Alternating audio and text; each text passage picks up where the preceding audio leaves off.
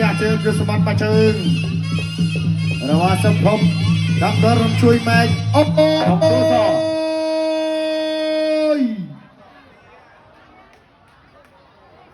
វ៉ាមកជើងឡាប់ពុកម៉ែបងប្អូនហើយអូយបាទសុំពេលសម្រួលបាទ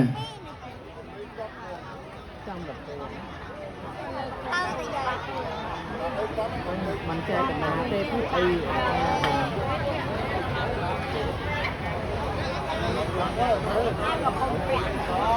ใบเตยกลับนะหัวไอ้อย่างนะหัวไอ้แบงค์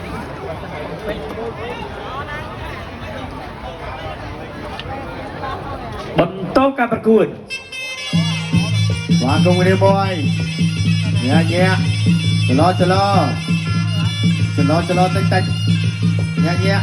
រំទះជើងជាសម្បត្តិមួយជើងរបស់សភពសាងវិរសេតអរមន្តភ្នំមួយជើងរបស់សភពអយអាយយ គូស វ៉ា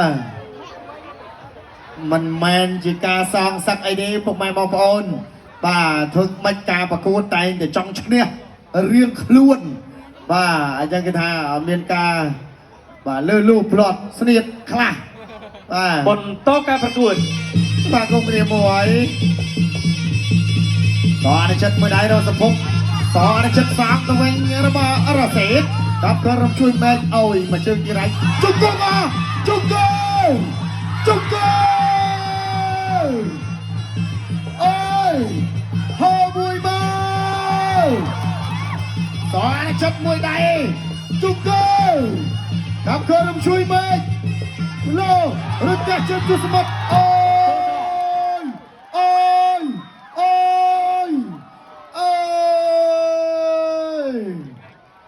វ៉ា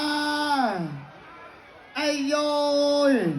បាទដូចអន្ទង់បាទត្រូវល្ងើភ្លើងចាំងពុកម៉ែបងប្អូនហើយបាទធ្វើម៉េចទេបាទមកជើងបាទចំពោះទឹកបាទគឺថាត្រូវទឹកគាត់ណាពុកម៉ែបងប្អូនហើយ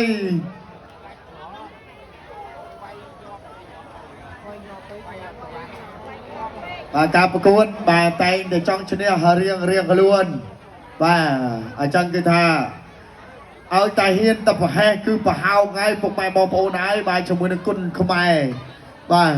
គឺអត់បានទេបាទសំខាន់លោកគ្រូបាទមូស្លីមម៉ាលីបាទធ្លាប់ប្រកួតដែរ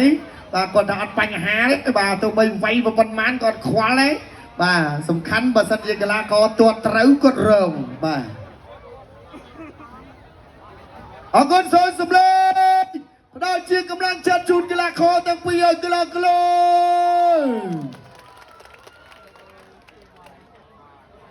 បាទ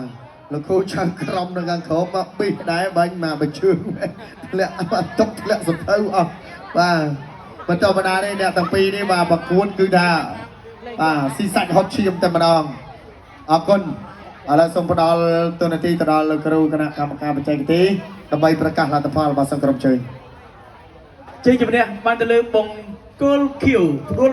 ដោយដួលបង្គោលក្រហមឲ្យសន្លប់នៅក្នុងទឹកទី1 បាទសូមសម្លេងទៅដល់បងសាទរគីឡូ ចាកញ្ញាគូពិសេសគូទី5